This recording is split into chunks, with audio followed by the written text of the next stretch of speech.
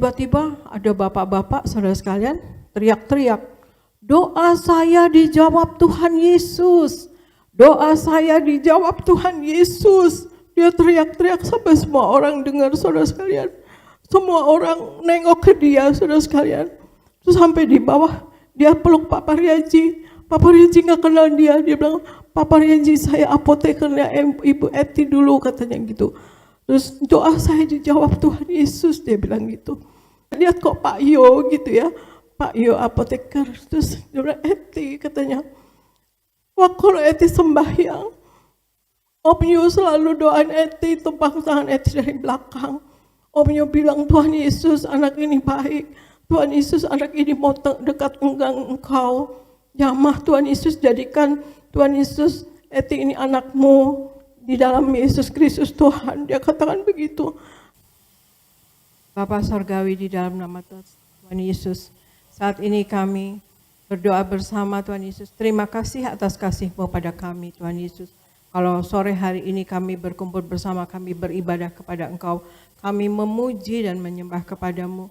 Kami sungguh memuliakan Engkau Tuhan Yesus pada sore hari ini Tuhan Yesus. Berikan Tuhan Yesus apapun yang nanti akan dibutuhkan oleh anak-anak-Mu, karena kami akan berdoa bersama, maka kabulkan ya Tuhan Yesus. Yang letih lesu dan berbeban berat, yang sakit maupun yang dalam masalah ekonomi ataupun pekerjaan ataupun apapun rumah tangga dan keluarga, berikan Tuhan Yesus, mereka akan semuanya akan berhasil dijawab oleh Engkau Tuhan Yesus. Dan Tuhan Yesus, terima kasih kalau kami ada sebagaimana ada sekarang, itu ada kasih anugerah-Mu belaka. Terima kasih Tuhan Yesus, kami akan memulai ibadah kami dan kami akan memberikan sebagian daripada firman-Mu kepada anak-anak-Mu dalam nama Tuhan Yesus. Amin. Shalom saudara sekalian, Tuhan Yesus memberkati. Tuhan Yesus sungguh mengasihi Anda dan saya dan kita semua. Kalau kita ada sebagaimana ada saat ini, itu adalah kasih Tuhan Yesus belaka kepada kita, dan kita bersyukur. Dan selama masih ada nafas di tubuh kita, marilah kita bersama-sama semua memuliakan Tuhan saudara sekalian. Saudara sekalian, di dalam keadaan seperti ini, apa yang dapat kita lakukan saudara sekalian dalam pandemi ini? Selain berdoa, mungkin ya kita tiap minggu di gereja atau banyak sekali firman Tuhan yang mengajarkan tentang doa, doa dan doa. Tapi itulah satu-satunya kunci sebetulnya juga. Nafas kita adalah doa, komunikasi dengan Tuhan saudara sekalian. Jadi jangan pernah bosan untuk mendengar firman Tuhan yang mengenai doa, karena ini sangat penting saudara sekalian. Karena kita kadang-kadang kita merasa kita berdoa, tapi berdoa kita ya begitu-begitu saja, seperti ya liturgi saja atau ya sudah kebiasaan. Dan sebetulnya saudara sekalian, kita akan melihat saudara sekalian firman Tuhan di Matius 6 ayat 5 sampai 8 saudara sekalian. Apa yang Tuhan Yesus katakan? Dan apabila kamu berdoa, janganlah berdoa seperti orang munafik. Mereka suka mengucapkan doanya dengan berdiri dalam rumah-rumah ibadat dan pada tikungan-tikungan jalan raya, supaya mereka dilihat orang. Aku berkata kepadamu, sesungguhnya mereka sudah mendapat upahnya. Tetapi jika engkau berdoa, masuklah ke dalam kamarmu, tutuplah pintu, dan berdoalah kepada Bapamu yang ada di tempat tersembunyi. Maka Bapamu yang melihat yang tersembunyi akan membalas kepadamu. Lagi pula, dalam doamu itu janganlah kamu bertele-tele, seperti kebiasaan orang yang tidak mengenal Allah. Mereka menyangka bahwa banyaknya kata-kata dan doanya akan dikabulkan. Ini saudara sekalian, apabila berdoa, janganlah berdoa seperti orang munafik. Mereka mendoakan doanya dengan panjang-panjang, berdiri di depan rumah ibadat, saudara sekalian, tikungan jalan raya supaya dilihat orang. Tuhan ingin kita jangan seperti itu saudara sekalian, yang doa dengan doa yang panjang dan merasa hebat. Tapi Tuhan lebih ingin kita doa kepadanya dengan kasih yang sungguh-sungguh dan tulus, serta memuliakan Tuhan saudara sekalian. Apakah yang akan didapat dari orang yang berharap kepada Tuhan dan bertekun dalam doa saudara sekalian? Kita baca di Matius 21 ayat 22. Dan apa saja yang kamu minta dalam doa dengan penuh kepercayaan, kamu akan menerimanya. Dan apa saja yang kamu minta dalam doa dengan penuh kepercayaan, kamu akan menerimanya. Demikian saudara sekalian. Apa yang akan didapat dari orang yang berharap kepada Tuhan dan bertekun dalam doa, saudara sekalian? Kita akan menerima doa kita asal kita doa dengan penuh kepercayaan kepada Tuhan. Dia akan mendapat pengampunan, saudara sekalian. Yang pertama, orang yang bertekun, yang selalu doa ya saudara sekalian, yang senantiasa bertekun berdoa bersama terus-terusan ya, tidak berhenti, maksudnya dalam setiap kesempatan atau dimanapun dia berada, dia ingat Tuhan, dia berdoa kepada Tuhan. Nomor satu, pasti dia akan mendapatkan pengampunan, saudara sekalian. Dan yang kedua, dia akan mendapat keselamatan. Keselamatan artinya ya akan dijaga oleh pasukan malaikat dan akan ditunjuk supaya tidak mendapatkan kecelakaan misalnya atau apapun, saudara sekalian. Tetapi bertekun berdoa itu aspeknya akan berbagai macam, kemana-mana saudara sekalian kita akan dilindungi. Dan Allah juga akan menolong dalam ketidakpastian saudara sekalian akan masa depan. Saudara sekalian, seperti sekarang ini kita melihat situasi seperti ini saudara sekalian. Pandemi kapankah berlalu? Semua menjadi pertanyaan belum dapat dijawab oleh orang seluruh dunia saudara sekalian. Ini kepastian akan masa depan bagaimana? Nah, itu akan kita dapat dengan kita bertekun berdoa saudara sekalian. Doa dengan bertekun saudara sekalian kepada Tuhan.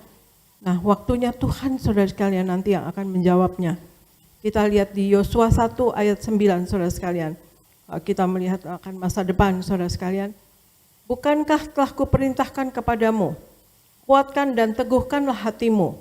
Janganlah kecut dan tawar hati, sebab Tuhan Allahmu menyertai engkau kemanapun engkau pergi. Bukankah telah kuperintahkan kepadamu? Artinya ini perintah saudara sekalian, bahwa kita harus menguatkan dan meneguhkan hati kita selalu. Melihat masa depan yang tidak tahu bagaimana nanti ke depan saudara sekalian, apalagi dengan situasi seperti ini.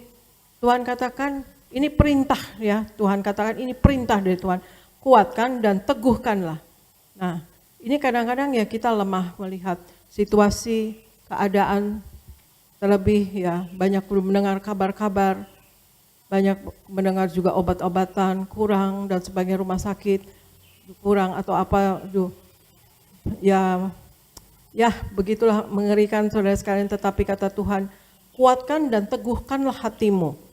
Saudara, marilah kita berjaga-jaga dan waspada dalam hidup ini. Ya, terutama musuh kita adalah sekarang binatang buas yang tidak terlihat saudara sekalian, ini virus. Dan tapi Tuhan katakan juga, janganlah kecut dan tawar hati, sebab Tuhan Allahmu menyertai engkau kemanapun engkau pergi. Jadi kemanapun dan kapanpun kita berjalan atau kita hidup saudara, sampai kapanpun masa depan kita pasti di dalam tangan Tuhan saudara sekalian. Pasti tidak lepas dari perhatian Tuhan. Asal kita melaksanakan perintah Tuhan, yaitu teguhkan dan kuatkan hati kita. Percaya penuh kepada Tuhan. Jangan pernah bimbang dan jangan pernah ragu. Jangan pernah oleng sedikit pun dari Tuhan saudara sekalian. Jangan merasa aduh dijawab gak ya doa saya. Aduh bagaimana ya. Aduh saya sehat gak ya. Nah seperti itu Tuhan katakan, kuatkan dan teguhkanlah hatimu saudara sekalian. Dan saudara juga orang yang bertekun dalam doa saudara sekalian, Tuhan akan menolong dari kegelapan. Kita akan terhindar dari kuasa gelap. Kita akan terhindar daripada dibawa-bawa orang ke kepercayaan-kepercayaan yang bukan dari Tuhan, artinya dari kuasa-kuasa gelap saudara sekalian. Dan juga Allah akan menolong kita dari niat-niat orang jahat saudara sekalian. Nah untuk itu kenapa penting kita berdoa saudara sekalian dengan kuat dan teguh dalam hatinya, dan tidak kecut dan tidak tawar hati saudara sekalian. Karena Allah akan menyertai kita. Itu kita penting sekali kita percaya itu, maka kita akan tenang dalam hidup ini dan selalu senantiasa berdoa. Doa saja saudara sekalian. Pengalaman saya saudara sekalian, doa itu akan dijawab ya saudara sekalian gitu. Pengalaman saya dari kecil, ternyata ayah saya almarhum bercerita kepada saya waktu saya baru bertobat. Sejak kecil saya sudah didoakan, sejak kecil saya suka dipinjam-pinjam orang Belanda ya saudara sekalian. Dan ayah saya pernah menemukan di malam Natal, saya dipinjam kalau malam Natal itu sedang didoakan di pangkuan orang Belanda. Saudara, waktu itu kebaktian Natal, malam Natal. Nah, sekeliling rumah papa saya itu emang Belanda saudara sekalian, karena di Menteng ya saudara sekalian, itu Belanda dulu di Menteng. Nah, terus papa saya pas mencari, waktu itu ketemu di rumah mana, udah pindah-pindah rumah. Saya dipinjam saudara sekalian, nanti keluarga ini pinjam, nanti keluarga ini gitu. Saya lucu katanya waktu kecil saudara sekalian. Nah, terus papa saya pas menemukan ada saya di sana, papa saya melihat bahwa saya sedang dalam posisi sedang didoakan saudara sekalian di pangkuan orang yang berdoa. Dan papa saya tepuk kepalanya, jidatnya, dahinya, wah Kristen deh anak saya, kata papa saya gitu. Saya lupa tanya sih saudara sekalian kenapa kok papa bilang Kristen. Tapi dalam persangkaan saya, pasti saya didoakan saudara sekalian. Nah, itu ketahuannya waktu saya baru bertobat.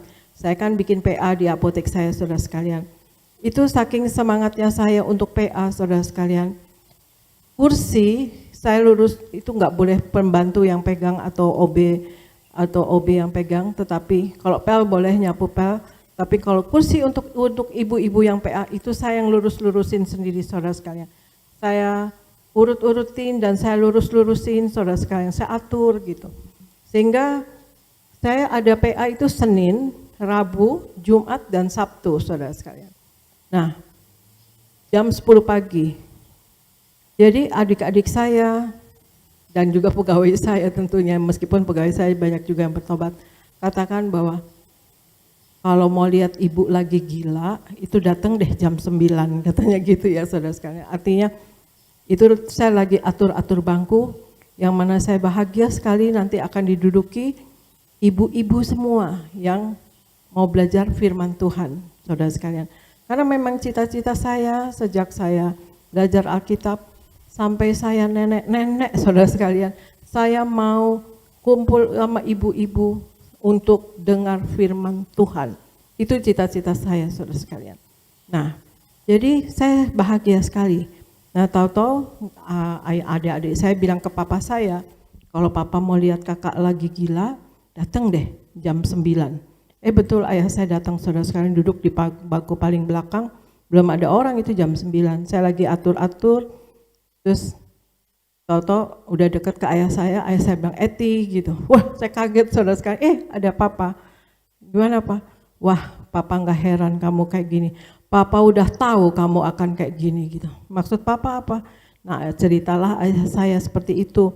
Dari kecil saya sudah bersama orang Belanda didoakan waktu malam Natal, dan kalau pergi juga misalnya ke luar daerah atau kemana saya nggak tahu, tapi naik kapal terbang kata ayah saya, mama saya juga cerita begitu. Orang-orang Belanda itu dulu kalau naik kapal terbang tuh pakai dasi saudara sekalian, bajunya neces gitu. Nah nanti saya dipangku-pangku tuh sama orang-orang Belanda itu, mama papa saya duduk, saya dioper-oper gitu. Nah katanya saya itu namanya masih setahun 2 tahun ya narik-narik dasi gitu saudara sekalian. Jadi narik-narik, nah orang-orang itu teriak-teriaknya begini dalam bahasa Belanda, yang minta tolongnya sama Tuhan Yesus. Tuhan Yesus tolong, Tuhan Yesus tolong. Dicekik sama Eti gitu. Tapi ibu saya yang menceritakan kepada saya tidak ragu-ragu untuk menyebut Tuhan Yesus tolong begitu saudara sekalian. Dan rupanya pergaulan mama papa saya juga dulu sama orang-orang Kristen, yang Belanda-Belanda itu Kristen saudara sekalian. Jadi saya tidak jauh rupanya dari orang-orang Kristen waktu kecil itu saudara sekalian. Nah saudara sekalian, ternyata kalau saya hitung ya saudara, dari saya sejak kecil itu sampai saya bertobat, itu doanya terjawab 30 tahun kemudian saudara sekalian. Jadi kalau kita dalam berdoa, jangan ragu-ragu, doa saja. Minta apa saja, doa saja. Asal yang memuliakan Tuhan, asal yang sesuai dengan firman Tuhan, asal jangan yang salah ya saudara sekalian. Minta doanya itu, doa yang salah juga nggak dijawab lah sama Tuhan. Atau kalaupun kita berdoa tidak dijawab, itu juga satu jawaban. Tetapi mungkin Tuhan akan alihkan dengan yang lain, hal lain. Jadi kalau kita berdoa, doa saja saudara sekalian. Doa orang itu terjawab, orang Belanda itu saya terjawab waktu 30 tahun kemudian saudara sekalian. Jadi tidak ada doa dalam nama Tuhan Yesus yang sia-sia saudara sekalian. Saya demi mendengar kata-kata ayah saya itu, makanya saya kalau lihat di jalan atau apa, saya berdoa saja. Kalau melihat orang miskin atau apa-apa, kita di mobil nggak keburu mau kasih, mau apa, saya doa, Tuhan Yesus berkati dia, berikan dia makanan, berikan dia uang atau apa. Tapi saya percaya, saya yakin dia percaya, pasti nanti ditolong orang. Saya percaya begitu. Jadi saya doa saja, saudara sekalian. Juga pengalaman saya, saudara sekalian, doa orang yang mendoakan saya dijawab Tuhan, saudara sekalian. Waktu saya sekolah farmasi, saudara sekalian, ayah saya ingin punya apotek.